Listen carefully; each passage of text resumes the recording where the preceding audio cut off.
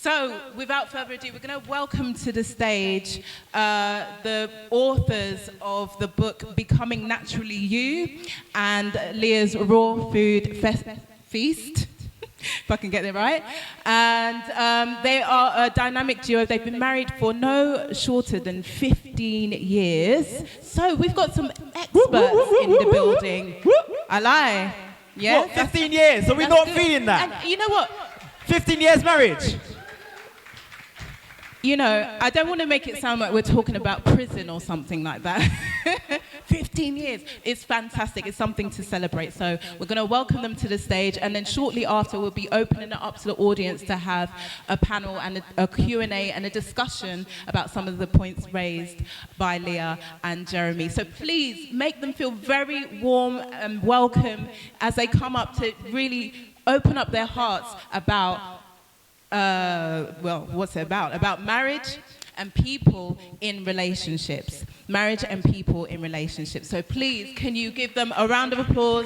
Leah and Jeremy Salmon.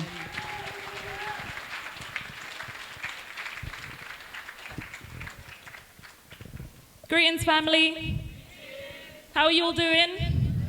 Benna! Greetings. Big up to Vanika, Leon, the host. Big round of applause for them for putting on yet another Hidden Science. Got Kush in the house. Big up Big Daddy Shakara. Okay, so this is myself. My name is Leah Salmon, the Naturally You coach. I'm a best-selling author, speaker, nutritionist, live blood analyst. I focus on women's health, but today I'm here to talk about none of that. And this is my gorgeous husband. Gorgeous, hot boy, no pimples. It's my husband, Jeremy Salmon. This is the first time we've spoken together in a long time, so you have to bear with us. This is my husband, Jeremy Salmon. He is also an author. He's a fine artist, graphic designer, web designer, an all-around good chap. We have been married for 15 years, been together not that much longer than that. We've had 7 children. We home educate. We both are self-employed. Oh, thank you. And Leon asked us here to come here today to speak to you about relationships and marriage. Not because we are qualified experts in relationships and marriage, just that we've been here long enough to have seen the good, the bad, and the ugly. So we're here to share with you our experiences. And we welcomed this opportunity, and we spoke about the fact that one day we would want to speak to couples. Because we have spoken to couples and people who have been in relationships. And we did begin to realize that people's perception of what a successful relationship is or should be is very different than our experiences. And we kind of came to the realization that we feel a lot of relationships aren't lasting because of unrealistic expectations couples have about each other and what a relationship should be. So we wanted to share our experiences in order to demystify some of those unrealistic expectations that are breaking down black relationships. And whilst I feel relationships in general for everyone is important, my priority is black people. And black people's relationships are the black family and the unification of 2 black people has got so many ramifications. Not only is it beneficial for our children, black economy, positive self-image, but I work with black women, and I feel that the hand that rocks the cradle rules the world. And in our community, that's the black woman, which is why I focus on black women in my work with health. And whilst we are meant to be the helpmeet or the helpmate for men, a woman was never meant to do this on her own. I was never meant to be a single mother. I was never meant to raise children on my own or have to provide financially for children on my own. And a man was never meant to be on his own as well. We were always meant to be together, but perceptions that have been put out there in the media have glamorized and made it sexy for you to be this strong black woman. And that's at the core of the detriment of what's happening with the black family right now. And for us to get back to the strength as black people that we exhibited when we were building pyramids and discovering science and reading the stars, we have to get back to the root of all that, which is our children growing up seeing a strong black family. So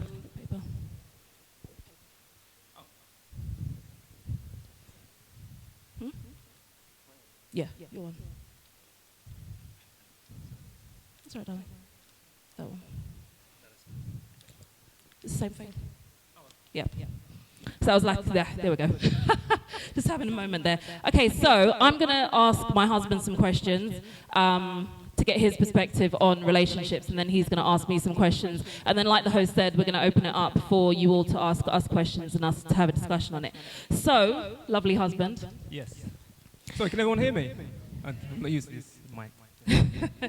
He's used to a mouse pointing and clicking. He's not used to talking. Okay, so how important do you feel communication is in a relationship? Okay, so, yeah, for me, I mean, out of the 15 years, it's just in general with relationships, I think communication is probably the key thing for me. It's how you communicate, how you kind of exchange ideas and just finding out about the person and then letting them know about yourself as well. In terms of relationships, just looking at the basic word of relationship is just the ability to relate to someone. Okay, so it's just literally just the ability to relate to another person. So to what was I going to say? Sorry. So I'm not used to speaking, but yes, it's very me. So when you're trying to relate to another person, you're literally trying to find out about them. So you need to know a little bit about them. They need to know a little bit about you. So that's where the communication comes in. So whenever there's no communication, it's like you're literally guessing. It's like it's kind of guesswork, and like none of us in here are mind readers. So we regularly communicate. We just communicate our ideas, how we're feeling at the time, because in terms of how you are in a relationship, it changes from day to day. Like, you might think that you've had a good discussion last week and we're all good, but something might have happened in that day, within that day or the next day, where it's just completely changed. So we have to kind of keep abreast with each other and find out what's going on in each other's minds, so we can, continue that harmonious relationship, because things change from day to day.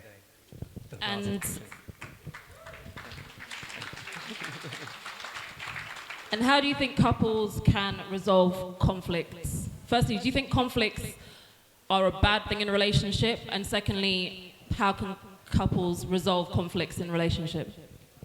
Okay, yeah, so conflict resolution. Yeah, it's interesting because a friend of mine, his daughter was getting married. And he went over to go and see, him and his wife went to go and see the parents of the children. They're going to get married. And it all went well and everything, and he was sitting down with the young man that was going to get married to the young lady, and they were talking, having a good conversation, and he said to my friend, can you give me some advice, please? And he was like, yeah, sure, anything, what do you want to know? And he was like, yeah, so I'm going to get married to your daughter, and we love each other very much, but, we argue a lot. Like, it was really a thing that was distressing him. So he was like, we argue all the time, but we're very serious. We want to make it work. We want to get married. They're a very young couple.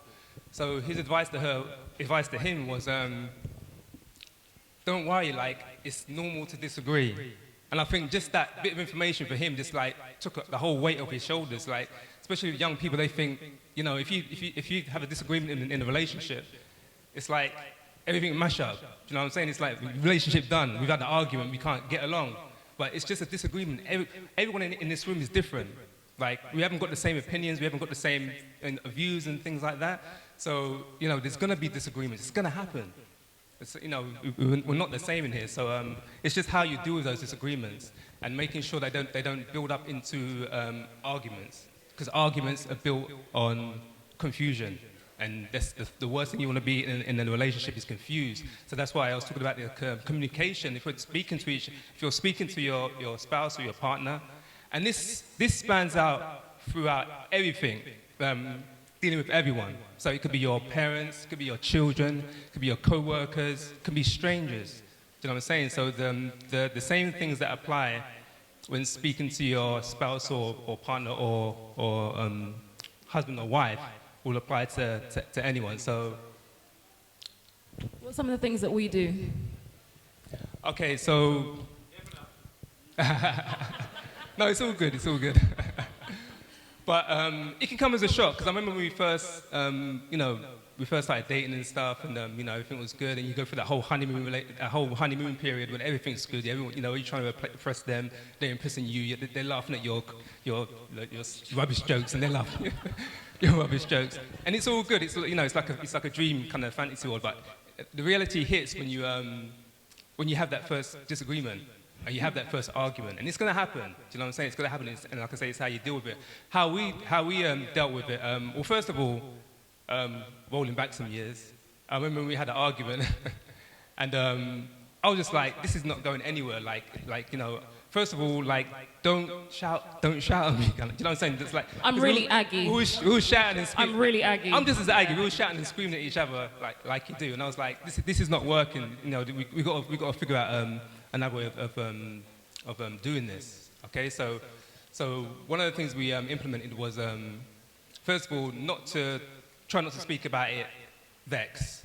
Don't talk vex. That's the worst thing you can do. Like, people think that I'm very calm, and I'm very calm, but when I get to a stage, I get very, very like it's.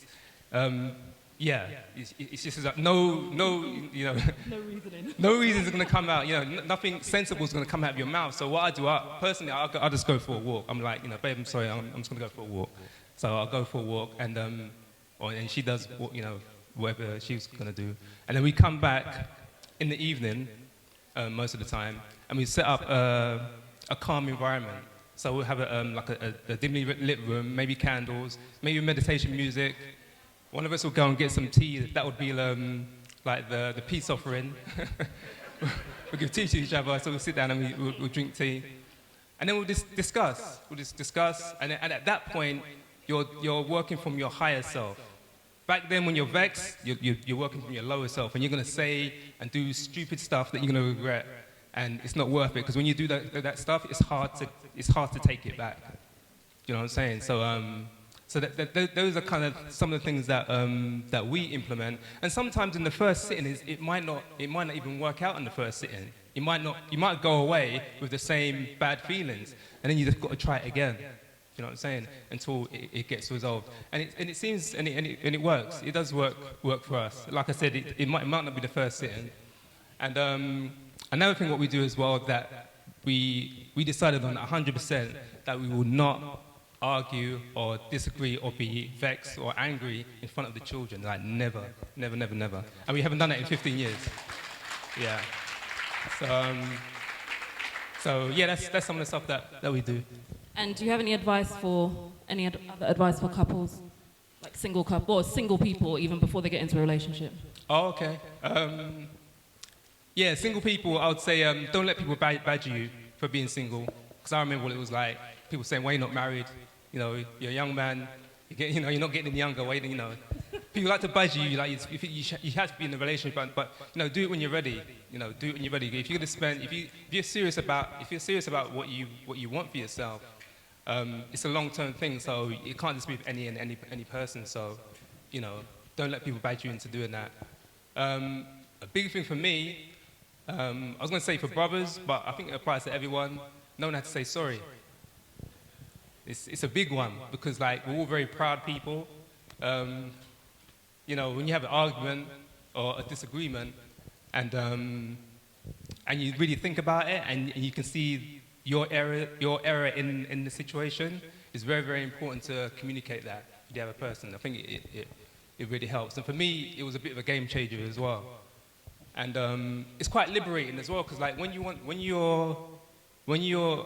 got these opinions and ideas and things that you want to force and be like, no, I'm right, she's wrong, or they're wrong, it can be very it's not good for you. It's just builds up like negative energy. But when you're able to just release that and be like, do you know what, you're right, do you know, I'm sorry, and it takes a big person to do that. It sounds quite small, but when you actually going through that and doing that, it's quite a big thing, and it changes a lot, and it shows the person that you're listening to them and that you care. The last point I would like to say is probably just everyone wants to be heard. What I found, everyone wants to be heard, no matter who you are. You could be a bad man on the road, you could be like the hardest person, but everyone wants to be heard. Everyone wants their thoughts and ideas to be heard by someone. And I find that a good practice is just listening, just being a very good listener without any opinion and without any judgment, and just let them talk. And that really helps as well. So that would be my 2 pence.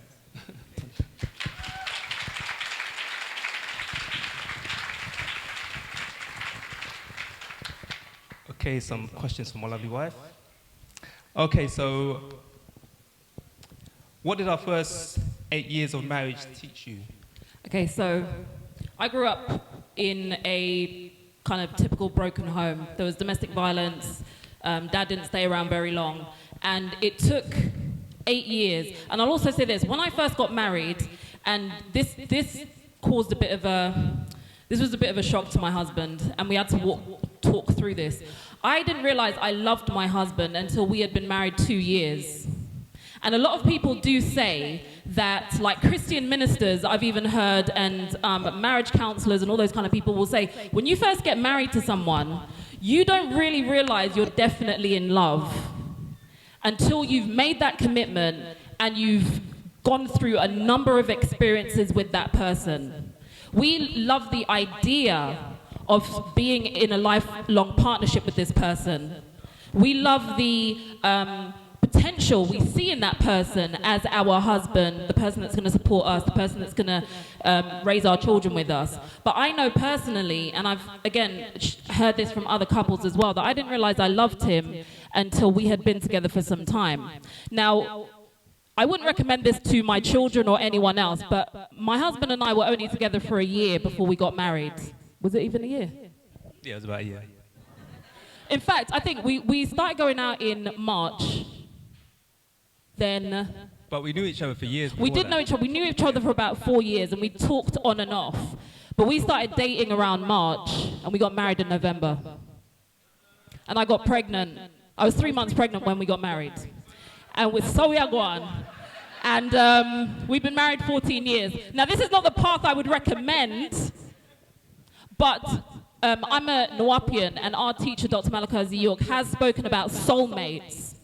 Now, when you've got a soulmate, you could have known each other for 24 hours, and that person's going to be in your life for the rest of your life. But that's not always the case, and I would always recommend that, not always, but sometimes if you start wrong, you might end wrong. So one of the first things that I would always recommend to couples is that you decide what you want in a partner. Instead of getting into a relationship just based on looks or money or finance or the fact that they support you, and then 10 years down the line you realize this person is nothing like the person you want, and then you're treating them negatively because you picked the wrong person in the first place because you were more attracted to their cleavage than their cleverness, and now you want an intellectual and he was never that. Or you want a woman who can cook, but when she had the cleavage, microwave dinners was all good for you. You need to make those decisions when you first start into getting into a relationship. Now, granted, my husband and I, anything could have happened because I believe that we're soulmates, and I think that's transpired in how our relationships panned out. Because, again, from what we've been taught, the ancestors will put a couple together in order for them to create things and make situations happen, and we feel that that is one of the main reasons why we're together. And that also helps when we have arguments, because I realize that no matter how mad I am at him right now, he's my soulmate, so we're going to have to work this thing out. But in the first 8 years of our relationship, I didn't know any of that. I was living out my negative perception of what it was to be a woman, to be a black woman. My negative perception was based on everything that I've seen, because human beings, we're beings of example. What we see when we grow up, that's what we're going to copy. If you grew up and one of your parents used to drink when they got stressed, when you grow up and you get stressed, you're going to have that as a memory, and that's likely what you're going to do. You're going to go to something that's going to relieve your stress in that type of a way. I grew up in a broken home. I saw a lot of broken relationships around me. So when I got married, this was my mindset. If we argue, it's going to lead to a fight, which is going to lead to violence, which means we're going to have to break up. then I'm going to have to be a single mum and work on my own and work really hard for the rest of my life and then get the badge of honor for being the strong black woman. That was my modus operandi. That was what I believed was going to be true. So for the first 8 years of our relationship, anytime we had an argument, I'm there like, that's it, I'm going, I'm off, I'm gone, I'm going to my mum's, I'm not coming back, that's it. It was nice while it lasted, but this is it. I'm not taking any of this from you anymore. That's how I used to go on. I was so belligerent. My husband's there like, we're not breaking up. Stop talking about divorce, we're not getting divorced, we just need to talk this up. No, I don't need to take this from you, okay? that's what I used to do. Welcome to my world. For 8 years, I swear to goodness, that was my first thought for 8 years. And like when we first started going out, we had one child. When we first got married, we had one child. By the time we had 5 children, and now I'm trying to run out with 5 children, I'm like, this is long. Maybe we should sit down and talk this out. I'm not as portable to run to my mum's with 5 children. Sorry, okay, let's focus. So, that was me for the first 8 years. That's why our arguments were not productive for the first 8 years. It's also in that time that I realized that I wasn't thinking with my mind. I was trying to copy what I thought a mother should do, because my mother she became a single mother, and not even a single woman, because a single woman is a woman that's got children, but she still has support with parenting. That's a single woman. A single mother is a mother who has no support from her father, from the father of her children. My mother was a single mother, so she was doing everything on her own. That's the example that I grew up with. So I really, truly believe that's what I should be. So whilst I was saying that the black family is powerful, we need to keep it together, black love is revolutionary, in my mind I was still dealing with that programming. And and as black people, we've got a lot of programming that's been pushed into us. That it's cool to, be a single mother. It's okay, the government will support you. That's what the benefit system's there for. You don't need him. It's okay if you lot are not together. We've got you. And as much as I overstood that on an intellectual level, on a mental and emotional and psychological level, it took 8 years for that to happen. And again, he patiently waited with me for that 8 years. So now our communications, I'm not allowing the programming to get in the way of us actually building a proper relationship. Okay. So how does silence and space and intimacy help a relationship? So silence, space, and intimacy, or SEX, are 3 things that I feel are very important in a relationship. Silence, because again, when you're in a relationship, when you're in that honeymoon period, you always want to be around that person. You want to, talk to them about everything. You want to share everything. You don't want to be apart. But during that time, and that time's fine, but you have to get to a time where you enjoy silence. So there's a poem that was written in one of our scrolls. I think it was the Nwapian Family Guide, and it speaks about marriage being a bond between 2 people, and whilst those people are working together, they are separate. So it's like the strings of a violin. They work together to create harmony and beautiful music, but they're separate. And that's what you should be in a relationship. So whilst I always wanted to be right next to my husband, and we have a lot of children, so our house is quite an intense house because we home educate as well, so a lot happens there. Again, it took a long time. In fact, it took for me to go through a period of depression and come out of it for me to realize what I actually need is space away, because again, I was dealing with the programming of, as a woman and a mother, I have to do everything. Everybody's hurt, everyone's pain, everyone's happiness is completely my responsibility, and if I don't do something, everyone's gonna fall apart and mash up. And that's not true. Everybody's happiness is not my responsibility. Everyone's sadness is not my responsibility. And in fact, the more I empower my family to find their own happiness and deal with their own pain and tend for themselves, the more independent they will be, which means the stronger they will be.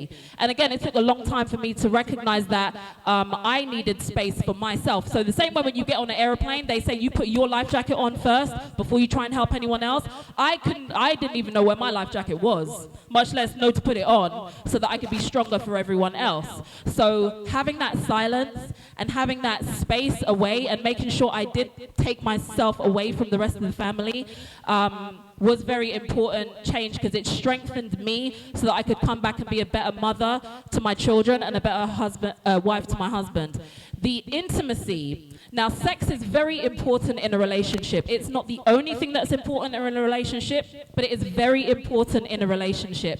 And intimacy can come through actual intercourse and making sure that that is a feature in your relationship. And again, this is where communication comes in, because you may have one partner who needs a lot of intimacy and the other that doesn't require as much. But unless there's communication so that you can come to some kind of balance, so that both of your needs are taken care of, it can create disharmony. And unfortunately, men do need those needs met, and it's common for men to leave the relationship to get that they're not getting at home. Women do the same thing. We go off and find what we're not getting at home as well. But when a man does it and it's because of intimacy, that can break up a whole family. So having that communication so that you both know how to tend for each other's needs, I feel is very important. It's not something that's spoken about because it seems kind of obvious that that's what you do, but it is something that it is important. And again, it can be a slightly uncomfortable conversation, but it is a conversation that needs to be had. Just like a lot of the conversations you're going to have in a relationship may be uncomfortable, but they are important to make sure that you have a strong foundation and a lifelong foundation so that you can support each other on all levels. Okay, so so last but not least, why is black love important? Black love is important for all the reasons that I said. I feel that the black family, when the black family is together and united, it's going to be what helps to create a foundation of black success for the whole nation. Because all other cultures have got that importance of the family, and they all keep their money together. They all keep their businesses together. They all support each other, and the children see that as they're growing up. So whilst if you've got a couple, one's from one culture and others from another culture, you know, they might support and in principle support black economics, but the one that's not from the black culture, they will always be divided in their allegiance to developing the black race. And we're only just recovering from the effects of slavery and white supremacy, and we're very much in white supremacy now. So I really feel now is a time of crisis where we have to do everything necessary to build the black nation for the future. So as much as I love my husband, even if the love waned, the political reason for me and him being together will still be there. The economical reason for us being together will still be there. So I might hate his guts, but I certainly ain't giving the government £500 to get divorced, to petition for divorce, to get divorced for him so that our children can grow up in an unstable environment. I'd rather stick it out with him so that we can work together for the sake of our children, as opposed to he's stressing me out right now. But I think we're going to be moving on to a panel discussion. So thank you for listening to us sharing, family. Yeah, thank you very much. Thank you. We're just going to nick the mics for 2 seconds because we're going to continue with a panel discussion. In fact, I was trying to rack my brains to think of a question that we can lead it with. And I think the last thing you've just mentioned about the importance of black love. In fact, the way you've just put it has been quite something that I think we can segue into like a Q&A, see if anyone out there has anything you want to respond to immediately, and then we'll just lead it like that. Is that okay, everybody? Yes, very, very good. Thank you so much for sharing all those intimate facts about your relationship. So good. Me and Nat were in the corner going, yep, I feel that. So yeah, any questions, anyone? Yes. You want to do it? Thank you. I'll be taking notes. You mentioned about soulmates. I wanted to ask 3 questions, if that's all right. Well, they run into each other, so it's like, deductive reasoning going on here. So you say soulmates exist. Soulmates exist. Is there a soulmate for everyone, and how do you know? So, one moment. Do we have the soulmates book? So there's a book over there that explains everything about soulmates. So our master teacher is taking this from ancestral African culture. It was very uncommon in our culture, in ancient culture, for a man or a woman to be single for a length of time.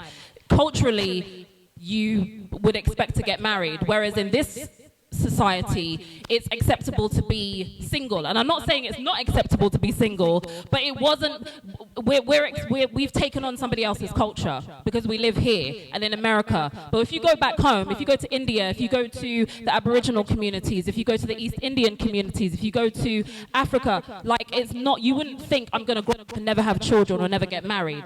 So, and again, there were more reasons than just attraction to become a couple. So whilst I'm not sure whether there's definitely a soulmate for everyone, because some people, because on a spiritual level, this is just part of our soul's journey. So in this part of your soul's journey, you may just need to be with someone to learn something, to experience something. So in this life, you may not find your soulmate. In the next life, you might. Now, this might be my 12th life, and maybe I've never had a soulmate. So maybe this is my chance to have a soulmate in this life, and when I pass on and have another life, maybe I'll have a different experience. But certainly, I do acknowledge that even though we're living in a European society, we're still African. At the heart, we're still African. You can't take that away from us. And therefore, as Africans, and the majority of the planet is brown skin. So there is somebody out there for everyone that you can have a lifelong experience with, whether they're necessarily your soulmate or not. That may not be what you're here to experience this time. But I don't think we should ever fully take on that European perspective of it's okay for you to do this on your own as a sister. I hope that answers your question, sis.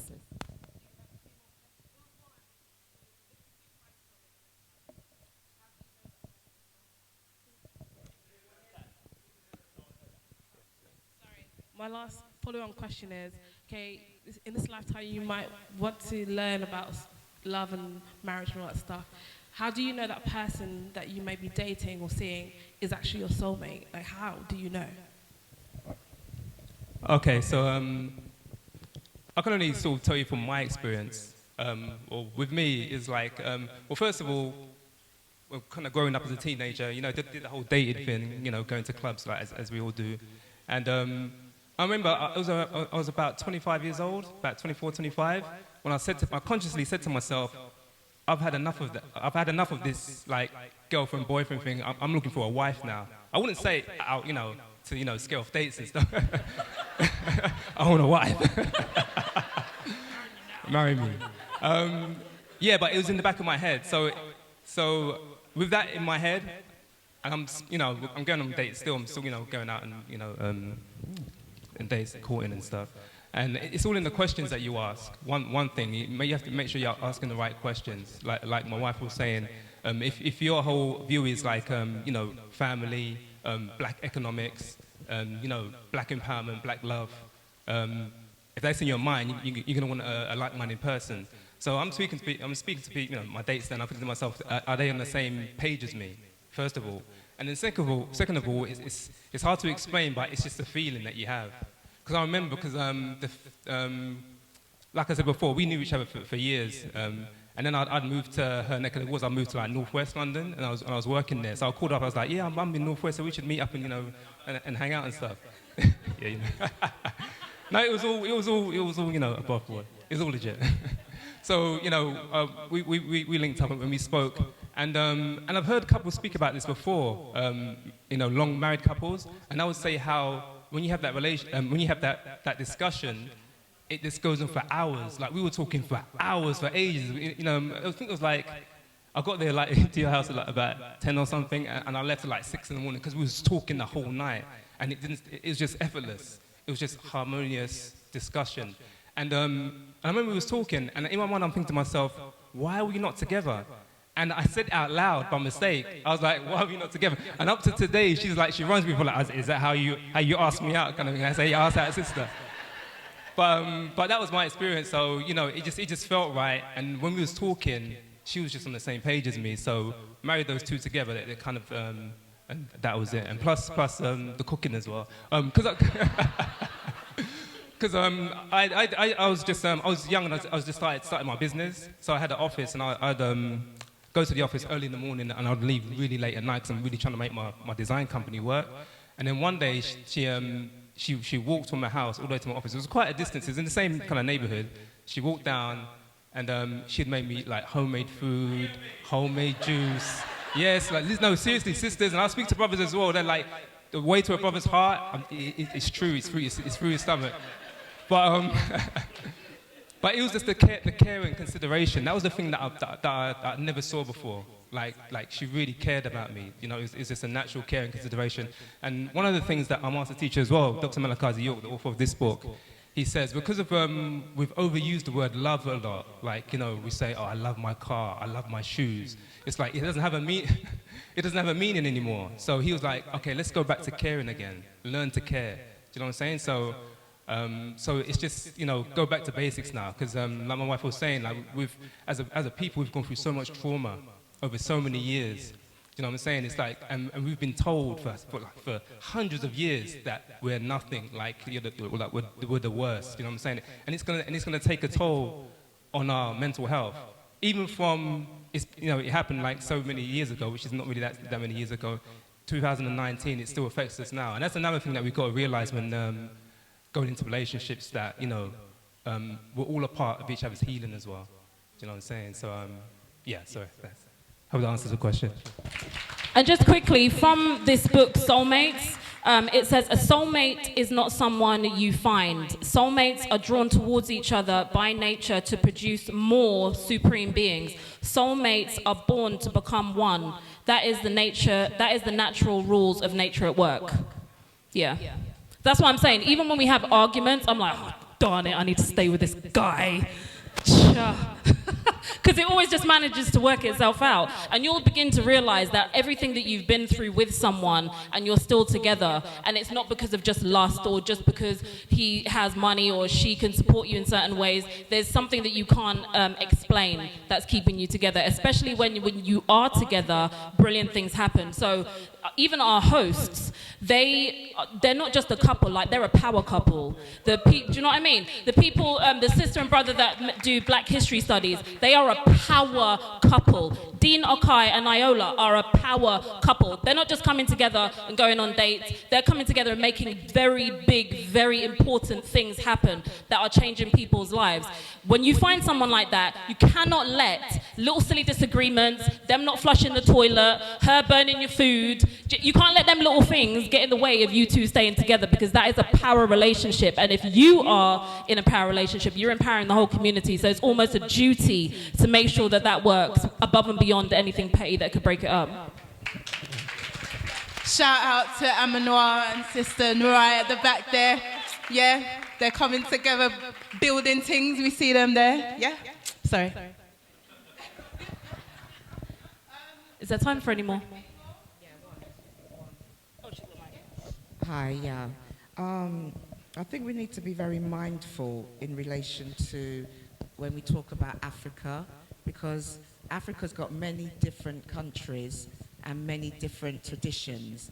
So, you know, when you were talking and you're talking about the relationships and family and what have you, I was thinking about the Wadabi tribe in Africa, which I think is absolutely brilliant. And if anybody wants to know a little bit about it, you should Google it, because this particular tribe, they talk about wife-stealing festivals.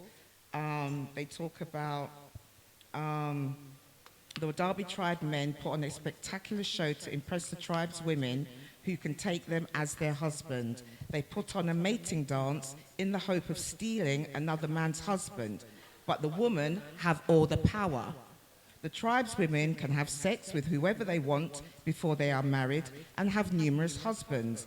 Wadabi are the world's vainest people and believe they are the best looking. Men are rarely found without a mirror. Now, so when we are talking about African, it reminded me of when I read the book on the, what was his name? The young man that was taken as a slave and got his freedom. Aloha, what's his name? Yeah. Equiano, thank you. Equiano went through so many different tribes in Africa and wrote about the differences between all of them. So we need to be mindful that we don't generalize when we're talking about Africa to say how we are here, what we're trying to do here, it's based on Africa. We need to find the individual tribe that it's based on so that we're more informed. Does that make sense? Okay, and I don't agree with you, sorry. That's fine. In the sense of, if you are no longer happy in a relationship, that you should stay in that relationship for the greater good of the black family. Because if a black mother is unhappy, she's going to make the whole family unhappy. Okay. No, I agree. I fully agree. In the time that we have here, it's difficult to go into everything in exact detail. So we've had to gloss over a lot of subjects. We've had to generalize. I wasn't able to go into great detail with everything. I don't agree with every single thing that every African tribe does. I fully understand what you're saying, but we got time restraints, sis, so that I had to do the best that I could do in the time restraints. I also did say that petty things that upset you. So again, like I said, I know couples who think when they have one disagreement, that's the reason why they should break up. That's the reason why they should leave the home and leave the person that they made plans with and that they said they loved and is the father of their children because of small things. That's what I was talking about. I'm not saying if you are in a violently abusive relationship, if you are very upset, if you're even depressed, if you're challenging your self-worth, that you should stay with someone. I definitely said you should not do that. Which is why I also said space and silence is important to a couple so that you can have time on your own to determine what's important to you, so you can come back to the relationship and share that with your partner so that you both know what's important to both of you as a couple. I never said that if you're not happy, you should stay in a relationship. I said don't let small, insignificant things break up what could potentially be a lifelong beneficial partnership that can have ramifications for the whole, not just you, but for your whole community. So I hope that clarifies what I was saying, sis. But I appreciate your point. Thank you.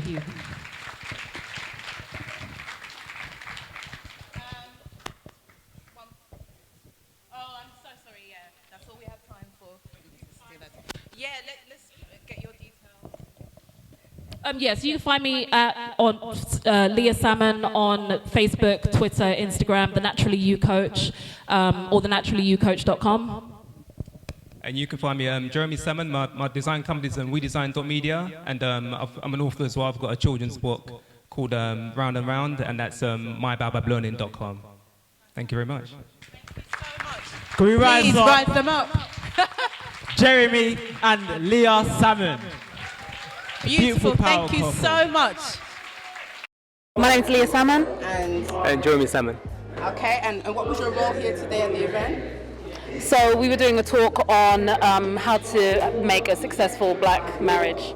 Okay, and are you a couple yourself, I'm assuming, yes? Yeah, we've been married for 15 years. Okay, so I'm sure you had a lot of great advice to give your audience today. Yeah. And how did you find the reception, the feedback?